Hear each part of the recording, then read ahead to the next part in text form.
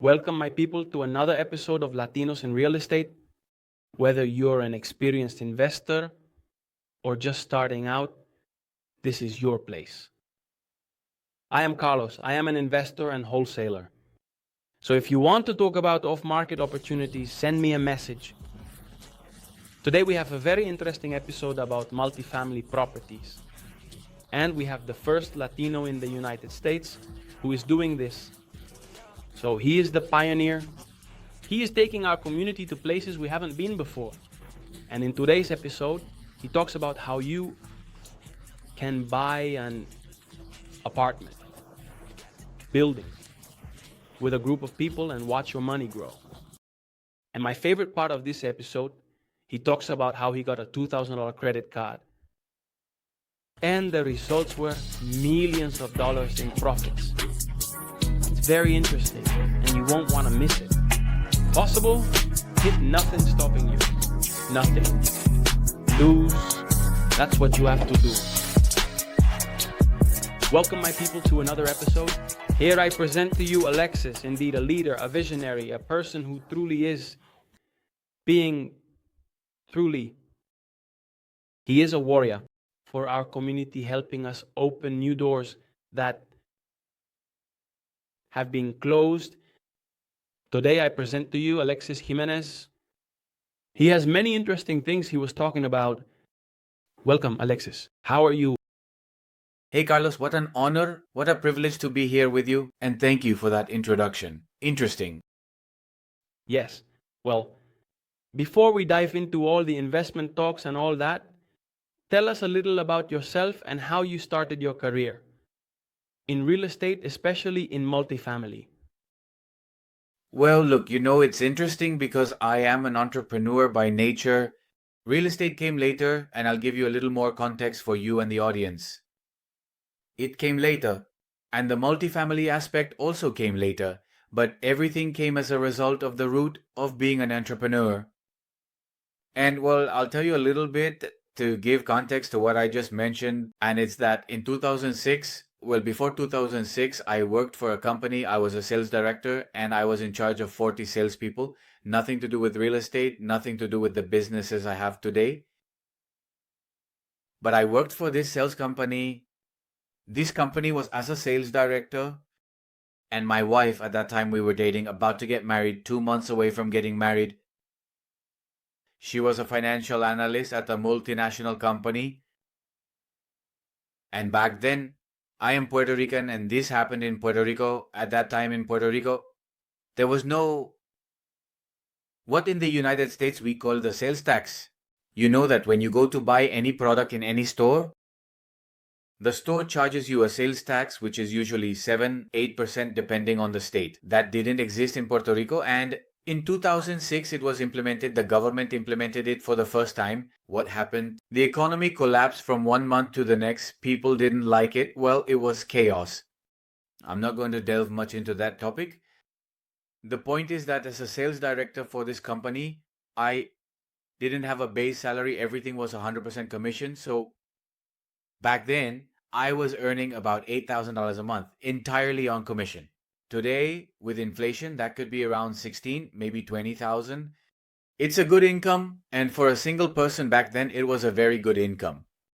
But from earning 8,000 a month, as the economy collapsed, I started earning 500 a month.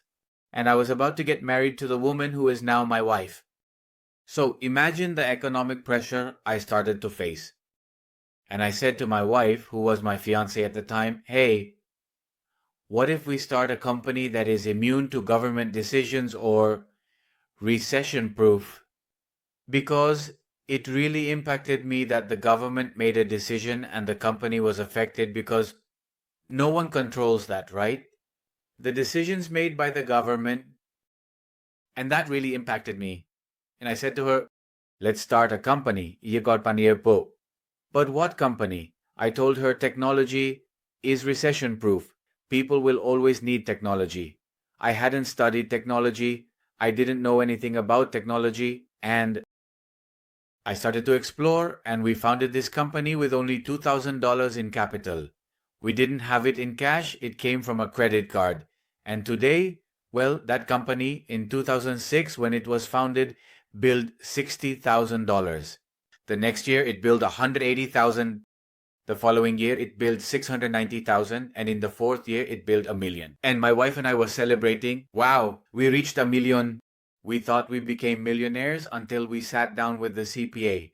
And the CPA told us, well, the company is profitable. The company had a net profit out of X amount. However, the check you have to pay to the IRS is this other amount. What I had to pay the IRS was greater than the surplus the company had. So imagine the company, you know what it's like for the company to be profitable, but in the end, what the company generated isn't even enough to pay the IRS, and we would certainly have to take from where we didn't have to comply with the government. And that was absolutely another blow to the chest, as I say, makiloki. So I started to explore what alternatives I could look for to somehow, because I kept listening to Donald Trump, and well, back then I wasn't very involved in real estate, so the only guru I knew was Donald Trump. But I heard that Donald Trump and other millionaires or billionaires were getting richer and not paying taxes to the government legally. And of course, I read a book. Looking for Donald Trump, I read a book that he wrote with Robert Kiyosaki. At that time, I didn't know who Robert Kiyosaki was. I obviously knew who Donald Trump was because of the position he held. But that book had a big impact on me, and I was more impressed by Robert Kiyosaki's narrative than Donald Trump's. So I started to explore more about Robert Kiyosaki, and obviously I came across the Purple Bible, the Violet Bible, right? Rich Dad, Poor Dad. And that intrigued me and led me into the world of real estate. That's how I began my real estate journey. But I got into another problem. Because I started doing fix and flip, which is what everyone does. Of course, back then I used to watch these shows on television through Home and Cardone TV and the other channels. And, well, you know that they show you the nice side. They don't show you the ugly side, right? Although the fix and flip business is a nice business, but, well, they make everything look nice, don't they? And we started to explore doing fix and flip. I remember that in 2012 we bought our first property in Tampa. We bought it back then, obviously, for $46,000. We put about $6,000 into repairs only. And I remember that back then I used a Harmony, not knowing what Harmony was. They introduced me to what Harmony is. I lent Harmony, it lends me the money. Look how interesting. It was a private money lender, a private lender who lends me the money, but lends it from his Roth IRA. Yes, well, right. And he amortizes it over 30 years at 14% interest without a balloon. And I said, wow, this interest is very high. But of course, my mortgage payment was about $400 and I could rent the house for $950. So I said, no, this is business, it's fine. Of course, after 2 years, 3 years, I decide to sell the house. A Cuban approaches me and says, I'll buy the house from you, and I sell it for $75,000. If you calculate, I was earning about net profits after the mortgage payment and other expenses, about $300 monthly. For 3 years, plus I sell it for $75,000, so I made maybe about $25,000, $26,000, $27,000. In the meantime, I'm doing another fix and flip. That was a rental, right? But in the meantime, I'm doing another fix and flip. And when I sell the house and I'm going to pay the mortgage to this gentleman, I sit down with him in person, I travel, and I sit down with him and say, explain to me, especially because you did this with an IRA, and I remember they even had it in a trust fund. And he told me, well, what happens is that when you have a Roth IRA, you pay the government at the beginning, but then whatever income you generate, you don't have to pay the government. So I dedicate myself to lending money, and I lend it from my Roth IRA, and I lend it to people like you at a high interest rate so that it becomes an attractive business for both parties, and I don't have to pay any taxes to the government, and the account keeps growing. And that caught my attention because it was the answer I was looking for. But I told you that when I start doing real estate, I get into another problem. And what was that problem? I didn't know that the business of legally counteracting taxes was buy and hold. Right. Buy and keep the house? I thought that by doing fix and flip, I would make more money and not pay taxes to the government, but I got into another problem. I was generating more money and I didn't need more money. My technology business was already generating money. I was already generating over 7 figures, right? 7 figures, 7 digits. So my need was not to make more money. Of course, here in Margan Dulce, right? But my priority was not to pay taxes to the government legally. But I didn't understand. I met this gentleman and, well, it wasn't until 2017 that I continued doing fix and flip. And in 2017, Hurricane Maria hit Puerto Rico.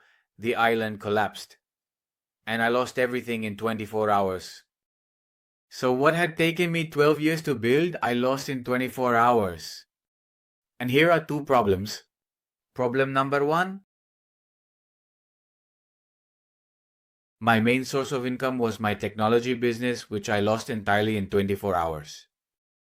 And of course, I was doing fix and flip on the side. But of course, every time you buy and sell a house, you receive more money, more cash, right? But that money, well, you either spend it or put it in the bank. And in the bank, it depreciates. Or you keep buying more properties. But at the end of the day, you're creating a cycle where you're generating a lot of money, but you're not creating wealth. And you already know that with that money, you buy, sell, buy, sell, buy, sell, you create more money.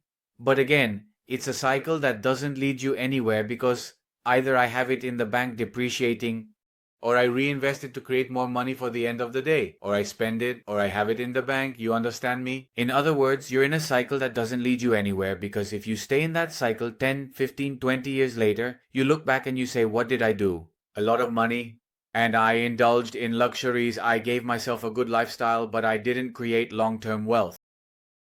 And when I lost it all in 24 hours, it became an awakening for me. And I said, wow, none of the houses I bought before did I keep. I sold them, made money, and now I lose my business in 24 hours. And what do I have today? I have nothing, absolutely nothing, Carlos. And that's when I said, no, no, no, no. The real business is to retain the properties. Because if I had kept the properties, I would have lost my technology business, but my rents would have continued, at least generating an income during a very difficult time in my life.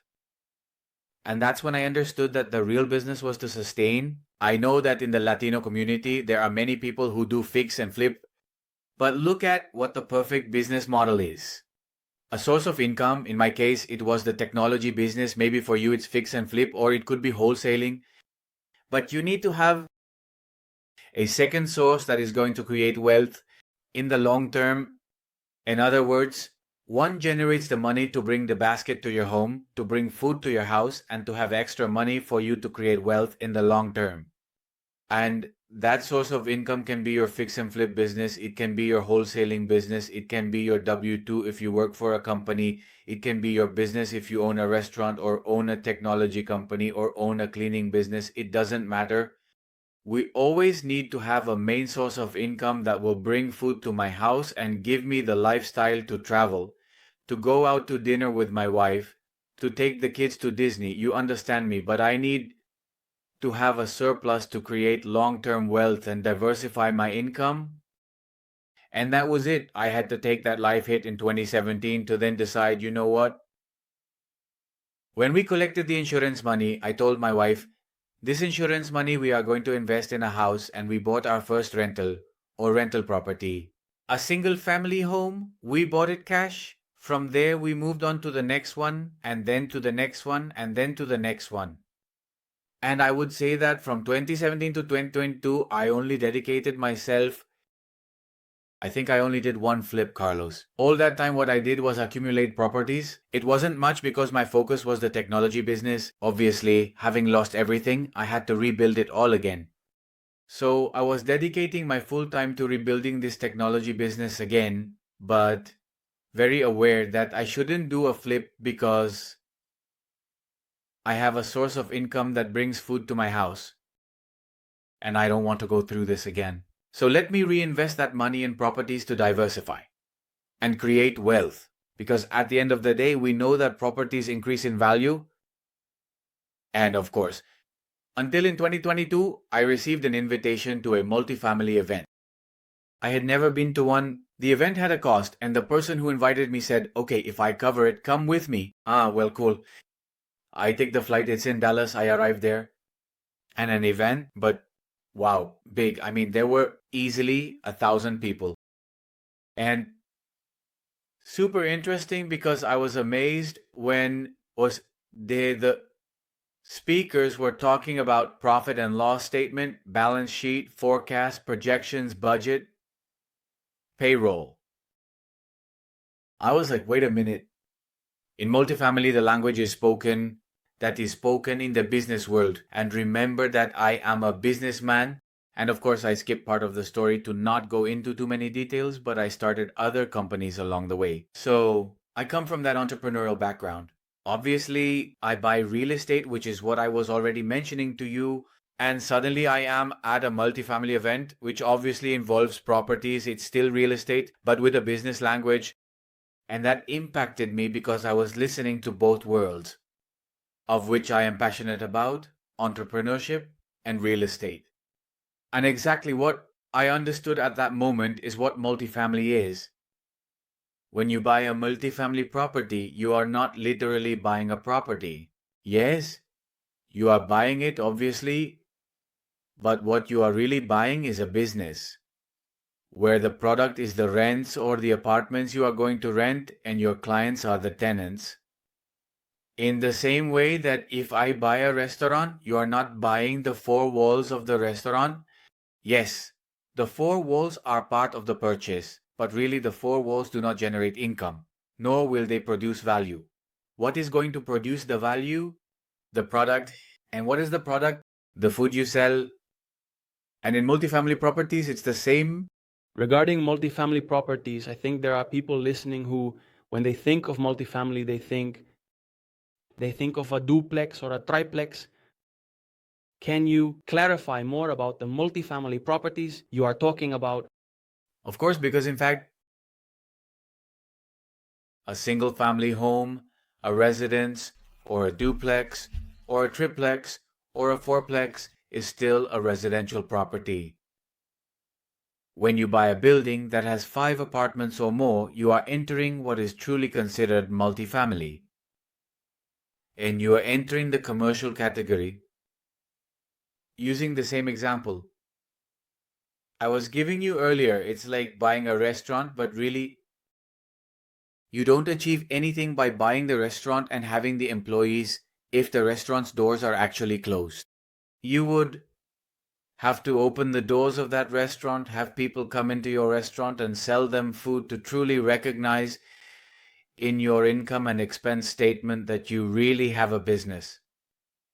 And with multifamily properties, it's the same.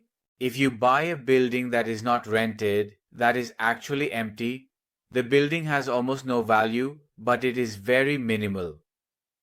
Because what gives value to a commercial property, 5 apartments or more, is really the potential income or the income that the property is generating. Did I answer your question? Yes, no, yes, it makes sense. A few weeks ago, I talked to someone, a lady at an event, a Latina, and we were discussing this topic of multifamily properties. And she asked me that question, right? Like when you talk about multifamily properties, are you referring to a duplex for 2 families or what else, right? But what you're talking about apartments. It's a completely different class. It's more commercial. And that's the difference between what you're talking about. It's more commercial, and anything from 5 or 4 and below is residential. No, fine.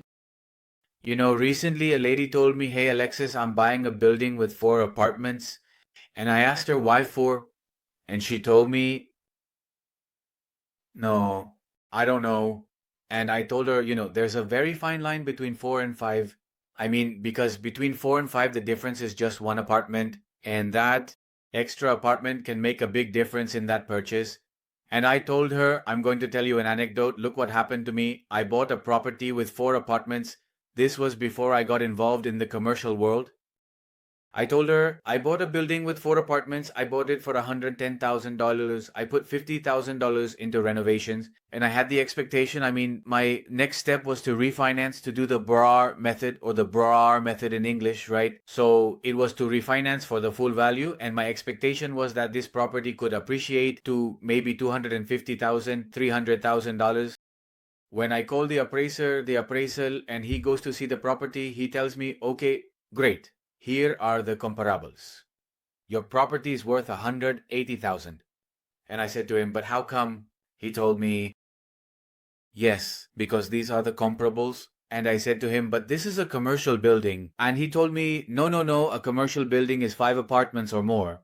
A couple of years later, when I get involved in the commercial world, I remember that anecdote. And I remember that property had a space, Carlos, that was already ready with plumbing, with electricity. It was completely ready.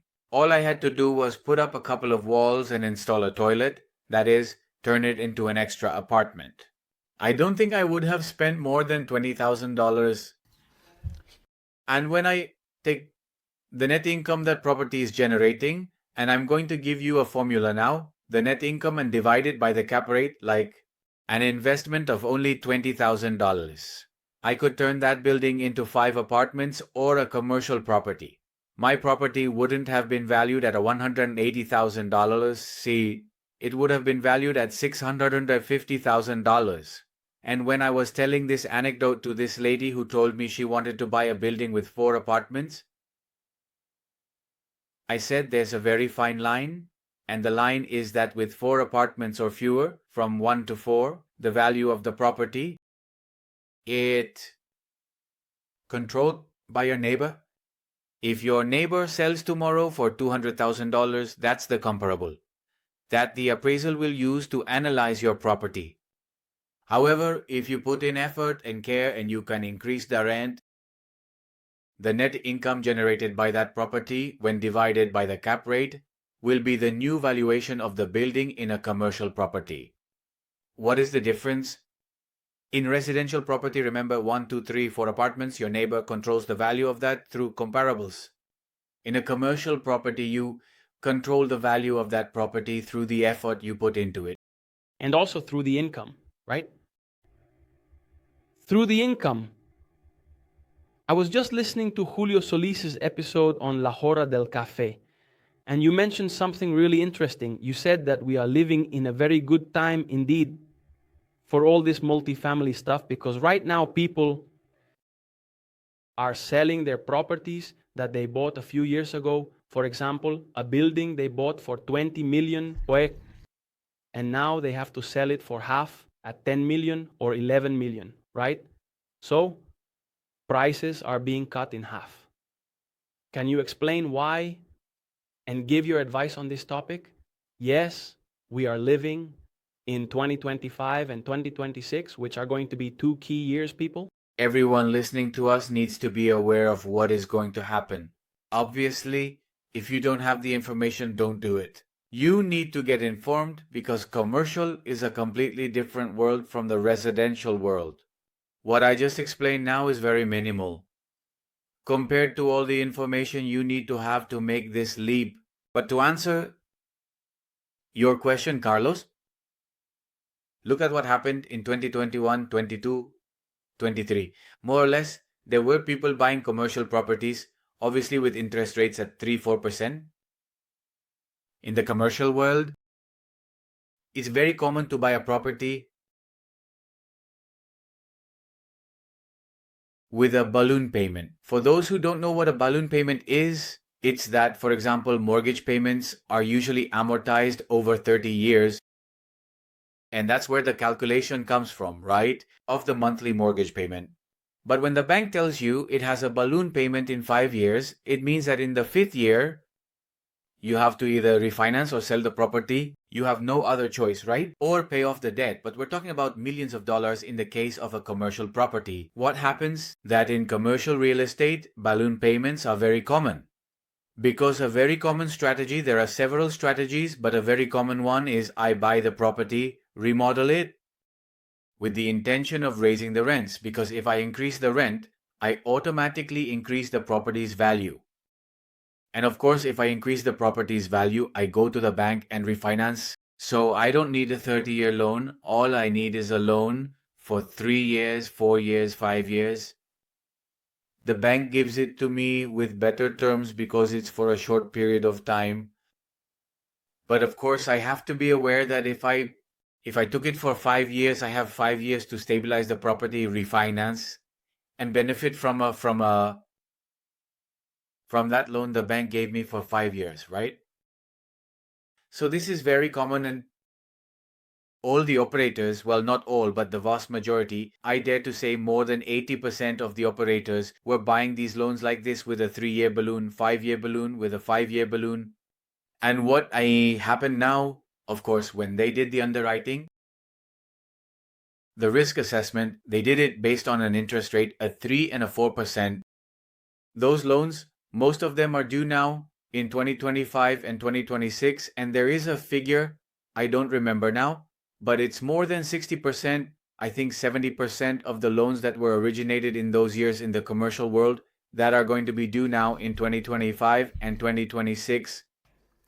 What happens that when they calculate the numbers, the property generates money, but with a loan at 3 or 4%, when now they have to go finance at 7 or 8 or 9%, that property is going to generate a loss. And a property that generates a loss is a property that cannot be sold. And if it cannot be sold, what are you going to do? You will have to lower the price to find someone who can sell that property. And the thing is, they're stuck. There are people who would say, no, well, I'll keep it. No, is that your numbers make sense at 3% interest. When you now get into a loan at 8% interest, you're going to lose money every month. So really, you're going to sustain a loss of thousands of dollars monthly for 3 years. It's unsustainable. You must sell the property. You must discount it because no one is going to buy. Remember that the one coming in also comes with a debt at 8%. So the one coming in also, no one escapes, you understand? So the seller has no choice but to sell at a discount. And I'm going to share a recent anecdote that we experienced. I met a group, it wasn't me, but I knew another group that got involved in a property they bought for $20 million and found themselves in that situation. The loan was due, and they ended up selling the property for $12 million. And it's because the group comes in with a new loan. So look, put yourself in the seller's shoes. The seller has a loan that they need to refinance. They originally took out the loan at 3.8%. The property was doing well, generating income, profits, right? The balloon payment comes due, and the bank tells them you have to refinance at 790%. The property was going to generate a loss, they wouldn't be able to do that. And the buyer who comes along also has a loan at 7.9%. He says, I can't buy a property that's going to generate a loss. There's no deal for either the seller or the buyer. So the seller has to lower the price to $12 million, and the buyer purchases with an $8 million discount. How interesting. Right now, as you're explaining this to me, I remember those stores when they're about to close and they say, everything in the store, half off. And you go in and grab everything. We're living that moment right now, aren't we? Yes. Look, if a clever person would start building relationships with the original loan originators who have that loan portfolio that will be available now in 2025 and 2026, start building relationships with these loan originators so they can start passing you this portfolio and you can begin buying off market and not necessarily on market. Hey, and that would be under the table, right? Like they won't.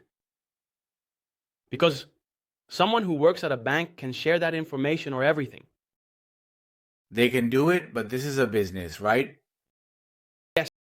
So just because you call doesn't mean they will give you the information. Obviously, you have to build the relationship first, right? But let's say once you establish the relationship with the person, they will pass it to you because look at what happens. The seller is in a bind. The buyer to buy has to buy at a discount. But who else is in a bind? The bank. Because if the seller can't pay that debt, the bank will foreclose. And in the end, we know that the bank's business isn't foreclosure, it's lending money. So, the loan originator, if you build the relationship, that information should be shared because the bank doesn't want to foreclose either. Yes. How interesting. Hey, thank you very much. I appreciate what you're doing for our community. As I said, when I introduced you, you're opening new doors where our community hasn't been yet. The Jews or other races know it, and they even eat it from fasting, right? For them, they are already advanced, but you are doing this for our community. I appreciate it. That's why I wanted to interview you. You're going to have an event, right? Soon, there's a multifamily bootcamp. Can you talk about that, please? Look at what happens, Carlos. When I bought the first property, which I bought under the syndication model, it was a property with 170 apartments. And this comes out at an event, the group, right? They come out at an event and they all speak English. When I bought the second one, I joined another group, and in that second one, there were several Hispanics who also speak English, right? But their main language is still Spanish.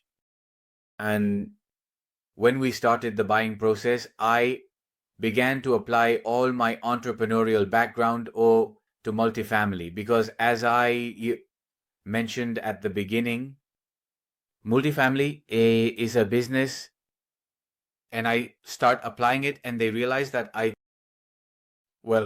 demonstrate a certain level of experience, and not necessarily what I had bought before was a multifamily property. This was my second one. I didn't necessarily have a lot of experience, but since multifamily and entrepreneurship are very similar, I was applying those concepts and showing experience. And they say to me, Alexis, how about if we can meet with you on a Friday at 1 in the afternoon so that you can explain this to us in Spanish, since we are going through the process of acquiring this property, a property with 30 apartments, 4.7 million for the acquisition. And I say, of course, with pleasure. I meet with them. Look how interesting. I meet with them on a Friday, and the next Friday they make the same request. And I say, yes, no problem. 3 Fridays pass, and I am explaining the process we are working on, explaining in Spanish, so processing in English is easier. Cool. There is a weekend when Grant Cardone holds an event. And one of the girls who was with me on Fridays, who is part of the group, with whom we were buying this property, the group is large. There were more than 10 people in this group. She comes and they create a WhatsApp group, and someone comments something in Spanish, and she said, join us next Friday at 1 in the afternoon because Alexis is going to explain it to you. What is the multifamily process? And she committed me. That was in 2023, at the end of 2023. She committed me, Carlos, and this turned into every Friday at 1 in the afternoon, and I still have it. I do a live session through my YouTube and Facebook platforms, Alexis Jimenez PR, where I talk a lot about multifamily properties, and we do live underwriting, and we do, everything. The thing is that in April of last year, in 2024, a couple opened the doors to the Hispanic world for me. I didn't know the Hispanic world. My world was English speaking only, right? With the Americans, and they opened the doors for me, and that's when I gave my first speech in English in Spanish, about multifamily properties, an event that had about 200 people. And from there, they started inviting me to other events in the Hispanic community. Listen, and from April until, this was just last year, from April until just the other day, I've been back to back every 2 weeks, every 3 weeks on stage in Spanish, speaking to Hispanics with Latinos, talking about multifamily properties. Listen, and can you believe that people were asking me, Alexis, do you have a mastermind? And I say, no, I'll sit down with you. Whatever you need, I'll help you for free. Because in my heart, there was this passion for the Hispanic community. Because, Carlos, I realized that there is no information in Spanish. The little information that exists is about fix and flip wholesaling, but there's no information on commercial or multifamily properties. And people start asking me and asking me and asking me and asking me. And suddenly I say, wait a minute, this is me, right? Then speaking, I say, but I'm the one limiting them. There are already so many people asking me if I have a mastermind, and the only thing I tell them is no. So I'm doing a disservice to the Hispanic community, even though my intentions were to help the Hispanic community. And the last time I was asked the question was around November, just about 4 months ago. And I told them, yes, I have a workshop, I have a boot camp, it will be in March. All of this without a date. I took the plunge, but I did it on purpose to commit myself. And where is it going to be? I don't know. I'm still negotiating with the hotel. So, I immediately call my team and say, people, we're going to organize a workshop. What do you mean? And I explain it to them. And indeed, Carlos, we already have everything set for the workshop. Today we are precisely signing with the hotel. It will be in Maryland. And it can be accessed through the website Multifamiliares en España. Obviously, we don't have the accent mark, right? In Spanish, but it's multifamiliaresenespanol.com. And what am I going to be talking about in this workshop? Carlos, I'm coming with everything. Let me tell you that the first time I joined a multifamily group, in English obviously, a mastermind, it was $30,000. There were other groups for $25,000. I joined others for $12,000 and then others for $10,000. So the cheapest was $10,000. And the information was not complete. I mean, I had to grab from here, from there, from here, from there. I mean, I'm giving you $20,000 here, $30,000 there, $10,000 here. To be able to compile everything and have complete information so I could buy multifamily properties. And even so, there is nothing in Spanish. So I compiled all this and I prepared a workshop. And when I say a workshop, it's not an event. Many people tell me they use the word event, but the word event is an activity where you bring many speakers. The speaker talks for 20 minutes, and you know that in 20 minutes you can't convey information, right? This is a workshop where we will be there Friday, Saturday, and Sunday, as I say, with pencil and paper, and what I will be talking about. Terminology, why? Since the terminology, there is terminology used in multifamily. For example, CAPEX, which is a term which is DSCR is also used a lot in residential, but it's very common in multifamily, which is a 506B, which is a 506C, which is a syndication, which is crowdfunding, which is a regulation D, how to bring capital from abroad to our family in the Latino community, right? From our countries, from Mexico to Argentina, who are so eager to dollarize their wealth. And we can bring that capital through a fund called Regulation S. All those concepts. What is a sophisticated investor? What is a qualified investor? What is an investor? What is an LP? What is a GP? All those concepts we will be discussing in the first phase of the workshop.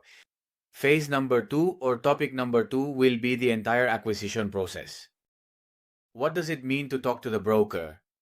What words to use? Because you can't just use any words, right? I will provide the scripts, I will provide the objections and how to respond to them.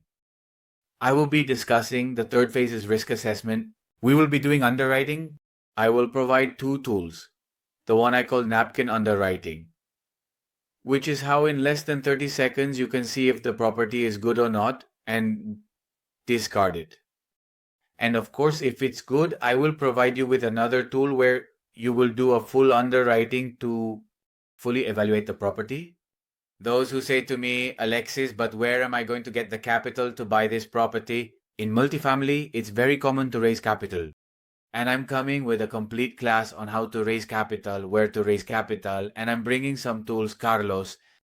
Just as we look for opportunities and deals in PropStream, for example, I will provide a comprehensive tool where you, for instance, can enter a city and you will see all the information and details of all the real estate investors who are investing money in properties, and you can call them to say, hey, I have a deal. Would you like to invest in my deal? I mean, just that alone is worth the workshop, just that. But in addition, I will bring a person from the Latino community. She is Mexican, but she is involved with Americans and has bought many deals, and her expertise and role is to raise capital. What does that mean? That friend, if you're listening to me, if you bring a deal of $10 million and you need to raise $5 million, you talk to her, she analyzes the deal, And if she thinks it's a good deal, she will say, I will join you and I will bring you the $4 million you need. In addition, we will be talking about operation, how to stabilize the property, and finally, the different exit strategies, refinancing, selling it, when to sell it or when to refinance and why. Those who buy the VIP notice something, Carlos. As I was telling you, it cost me thousands of dollars, I tell you, and you can look it up. Search, for example, Brad Samruby charges $35,000 for his mastermind. Grant Cardone charges $30,000 also for the money. I mean, all these masterminds are not cheap. They cost money, and that cost me a lot of money, plus all the time and effort it took me going through the experience of buying properties. I brought it for a very modest price for the Hispanic community. It's just $1,500 only. But for those who want to jump to a VIP, this is being charged at $2,500 for the VIP. But what does the VIP include? The VIP includes a dinner on Friday with the person who raises capital and with another person I'm bringing who has $1 billion. No, not with an M, or with a B as in billionaire. $1 billion in multifamily properties. We will be interviewing him live with the VIP group. The VIP will have the opportunity to ask all the questions they want. They will have direct access to this person. And another thing that the VIP includes is that for the next 3 months, we will be on a live Zoom with me every Saturday discussing deals live. Because what is my goal or my final objective? Carlos, it's over. I mean, let's stop being the ones who clean the hotels, who clean the apartments. Let's build the apartments. Let's start now to be the owners of these properties. But for that, the Latino community has the talent, has the resources, has the money, because many people have told me so. The problem is the knowledge. And what happens? That the knowledge is in English. And that is my mission, to close that gap, to bring the knowledge in Spanish, so that from there we can go out together, buy a property, and have the operators be Latinos. Those who provided the capital are Latinos. And sole owners of that property are all Latinos. And we can put a name out there, as the Jews have done, as the Hindus have done, and as other people from other nationalities have done. The Chinese who come to this country, the owners of that building are Chinese. You don't hear them say, it's a mix of Chinese and Jews. The owners of that building are Chinese. The owners of that one are Jews. Well, I want at some point for them to say the owners of that building are all Latinos. And that is the mission of this bootcamp or this workshop. So those who are interested can see all the information through Multifamiliares and Spanol.com. We will be closing this registration soon in March. In fact, I have half of the event already, or let's say the bootcamp already sold. So only half remains. It's not a big event, Carlos. I mean, this is a bootcamp. I have no plans to fit 100 people. My goal is to fill this with just 20 people. Why? Because it's a bootcamp. Here, I'm not going to entertain anyone. Here, we come to teach people how to buy a multifamily building. Ask questions. And you know that when there are 200 people in a room, it's very complex, right? Especially for a workshop, right? The idea is 20 people. I'm telling you, we just announced it 2 weeks ago and already half have bought.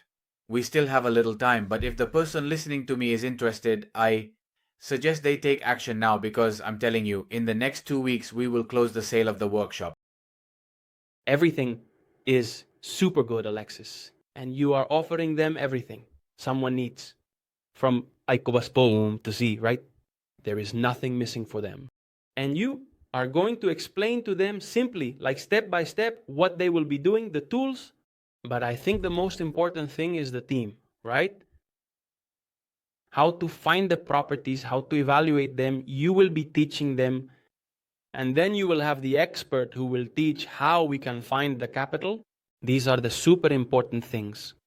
And like every entrepreneur style, from the beginning, as you said, when you and your wife or before you got married, that you were in a difficult situation, but then at that time you launched into your business. You didn't know how, but you launched it with your $2,000 credit card. You launched it, and then you were making how much money millions, well, in the seven figures you are making. And right now, as you say, right, that this training that you are going to do, the boot camp, you have the date, it will be in March, but you still don't know exactly when it will be, but you are doing all of this with your heart. The community is waiting for you to do this. So it's very good. Well, the date is already set, March 21st, 22 and 23. Well, 22 and 23 in general, 21 for the VIP group. The only thing missing is the hotel, but as I mentioned, today we are signing the contract, and since we are obviously recording this, it's very likely that those who purchase from now on will already have the hotel in Wilton, actually in the Maryland-Baltimore area, in that area, and yes, definitely. In fact, there is a dynamic that we will be doing, which is very interesting, Carlos, because as you mentioned, this is about teamwork. And it's crazy to buy a multifamily property alone. You really need work teams, and we are going to form work teams in this workshop. So, one of the workshops we are going to do is to discover where your talents lie. I strongly believe that running at a very fast pace in the completely wrong direction can take you extremely quickly to the wrong destination point. Therefore, if we can discover exactly where my true strength is, and I start to run fast based on my strength, I will reach the destination we want to get to much faster. What am I getting at with this? That in multifamily properties, there are several roles. There is the acquisition role, the capital raiser role, the operator role, and the investor relations role. And there are other roles, but those are the main ones. What happens, a person, for example, in your case, Carlos, I know you are a wholesaler, a person like you has a very defined avatar for the acquisition area. So perhaps a person who is a PMO or who is dedicated to raising capital would be a perfect capital raiser. A person who does fix and flip or perhaps works in the construction business could be a good operator. So when we identify in the classroom, right? When we identify those groups of people, I say, hey, so-and-so, you are a wholesaler, you could be good for the acquisition area, you for capital raising, you for the operators area, form a work team and go out and buy a multifamily property. And we will be working on that. That dynamic will be worked on in the workshop. Say that this whole workshop is going to turn out super well, and you're doing it a few times a year. What is your vision for our Latino community in this multifamily investment space in about 10 years? What do you see? I want the paradigm out there to change. I mean, Carlos, let's be real. I know this is going to sound harsh and hurt the heart, but it's the reality. When you talk to anyone, American or from another group, about Hispanics, the first thing that comes to their mind is contractor. The cleaner, the waiter, right? I mean, I'm not wrong. Of course, indeed, those are definitely the footprints we've left for many years, right? You go to a restaurant, see waiters are Latinos. You stay at the hotel and I don't know if it happens to you, but sometimes I leave the room and hear the girls in the hallway, right? With their cart getting ready to clean and the ones speaking Spanish. And they are the girls who are going to clean the rooms. And that's the plain reality. I want that footprint changes. If you think about it, I say, Carlos, think about the Chinese or the Jews. You don't think of the one who cleans the hotel or the one who cleans the restaurant or the waiter. When you think of a Jew or a Chinese person, you quickly visualize them as the entrepreneurs who formed that company, who bought those buildings. That's the paradigm I want to change in the Latino community in the next 10 years. That our new generation sees or thinks when they think of Latinos. They think of the owners of hotels, the owners of restaurants, the owners of those multifamily buildings. That is my mission for the next 10 years. We are ready, Alexis and you, as they say, ready to run through a wall, boom. But isn't it super interesting? Luz Velasquez was here a few weeks ago, right? We did an episode together and talked about that, right? How we Latinos are hard workers. No one beats us at work, but we are stuck in a mindset of a laborer, of an employee. You say, And something interesting, all that topic, that's one reason why we created this YouTube channel. But look, all this comes from generations ago, from when the Spaniards came and conquered all of Latin America. We are in a mindset like that. Hopefully one day it will stop. I appreciate what you are doing. You are doing your part so that when you're no longer here one day, you left your legacy, you impacted families, you changed the way I think in this conversation. You are impacting me and all the people who are listening. I thank you with all my heart, and I know you are doing it with a good heart. And here you have my support. That's why I wanted you to be here to share your message, your passion, all of that. What advice do you leave us with? If someone is listening and wants to get into investments, you said that our people have money and that they have about $20,000, $30,000 there in the bank and want to invest, what would be your advice for them? Look, recently someone asked me and said, Alexis, do you recommend knowledge or action? And I told them both. You can have all the knowledge in the world, you can read all the books in the world, but if you don't take action, nothing is going to happen. On the other hand, if you are a person who takes too much action but you don't learn, then really you can fall into the trap like the little mouse on the wheel that's constantly taking action, right? It doesn't stop running, but it doesn't get anywhere. Why? Because it doesn't have the necessary knowledge. And what am I getting at with this? That both are important. We need knowledge and we need action. If you who are listening to me are really interested, take action immediately. Start with this workshop.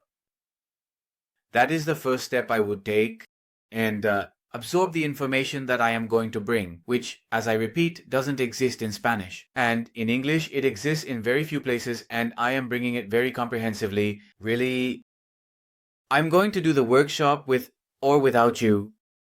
The vision of changing the paradigm of the Hispanic community, that we are going to conquer this country by buying buildings, hotels, etc. I am going to do it with or without you. But I would love for you to be part of this transition that we are going to achieve in the next 10 years. For that, number one, knowledge is needed. And number two, we take action afterwards. But number one is knowledge. And that's what this workshop is for. So I suggest you take action. Really, $1,500 is nothing compared to the value that will be brought. And I'll be honest with you, many people ask me, why are you charging $1,500? Carlos, it's quite simple. And you know that you've paid for a mastermind. You and I are in a mastermind costing. I paid $10,000. I don't know if you paid $10,000 or a similar amount, right? Which is up to this. And really, the reason is because when we pay from the buyers or payers side, they value more what they are doing or the knowledge they are going to absorb because it had a cost, and they will look for a way to get a return on investment, which will lead to action. When we don't buy something, and you know this, when something is given to you for free, we don't value it as much as when we pay for it. From my side, as the mentor who is going to deliver the workshop, I am distinguishing those who will take action and truly value the information I am going to provide versus those who really won't take action. If the person didn't buy, it's really not relevant to me. Why? Because if they didn't buy it, it's because they really aren't going to take action. And even if they don't have money, the first time I invested $10,000 in a mastermind was many years ago. It wasn't multifamily, it was actually real estate. I remember, Carlos, I didn't have that money. I ended up putting it on a credit card, paid those $10,000, and in less than 6 months, I had already recouped my investment. Why? Because it cost me those $10,000, but I recognized and knew, you know what? I'm going to make the most of this. And it wasn't in vain. I mean, the information was impressive. It changed my life. And well, today it continues moving forward. So my advice is, if you're really interested, take action and let's be part of this transformation of these coming years in the Hispanic community. And being part of a mastermind, indeed contributing to what you just said, is actually one of the really best things you can do. Because this type of mastermind has existed for a long time, and someone who made it famous was Napoleon Hill. Of course, from Disney Rich, Many people, artists, athletes, the top people in the world recommend his material. And he is still Carlos. The man died and people talk about him. Still true. You read that book? No, but something important that I want to say with this is that he said the power of 1 + 1 is almost 3. It's a mastermind. Look, you and I joined the Sub 2 mastermind. And we met, we are collaborating and all that, right? And you, being there, you are creating something more intimate so that the community, as you say, no more than 20 can come together and do business together and all that, eat, get to know each other, talk about family, soccer, whatever. No, great, great. I wish you a lot of luck, and it's great that you are going to be doing this. How can they connect with you? We will put the link here below, but if someone wants to follow you on social media, how can they find you? Look, the easiest way through Facebook or Instagram or YouTube is Alexis Jimenez. Jimenez with a J, because Jimenez can also be spelled with a G. Mine is with a J. Alexis Jimenez and PR for Puerto Rico, Alexis Jimenez PR. Both on YouTube and on Facebook and Instagram. And in fact, subscribe to the channel because subscribing is free, right? And I bring a lot of valuable information to the channel that really is free value that I am providing for the Hispanic community, both in Spanish and in English, but more than 60% of the information I bring is in Spanish. That's great. Well, the last question we ask everyone here is, what is your favorite food from Latin America? What is a dish that you love? Wow, that's tough, because I love food, obviously Puerto Rican food, but let's rule out Puerto Rico because I'm Puerto Rican, right? I love Mexican and I also love Colombian food. So I would say it's difficult, Carlos. Ha ha ha. If you let me choose between the two, Mexican food and Colombian food, I love them, I love them. Anything specific like grilled meat, pozole, tamales, or what from Mexico? Look, every time I go to a Mexican restaurant, I like fried tacos. Something simple but delicious, right? Particularly at beef or carnitas. Yes, that's all us. How nice. I haven't had my lunch yet. Right after this, I'm going to eat. I'm already hungry. No, but thank you very much, Alexis. Your information will be down here. And with that, we close another episode of Latinos in Real Estate. I hope you found something useful, something that can help you on your journey and all this about real estate.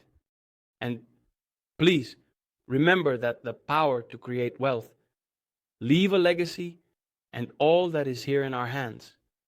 As Alexis said in his examples, in taking that action, and if you like today's episode, follow us on social media, follow Alexis, comment on our stuff, subscribe and all that. All that is not for our gain, but to keep the movement going, to keep the conversations going. Your support means everything to us. I came here to motivate, came here to inspire you. Nothing is impossible. Great.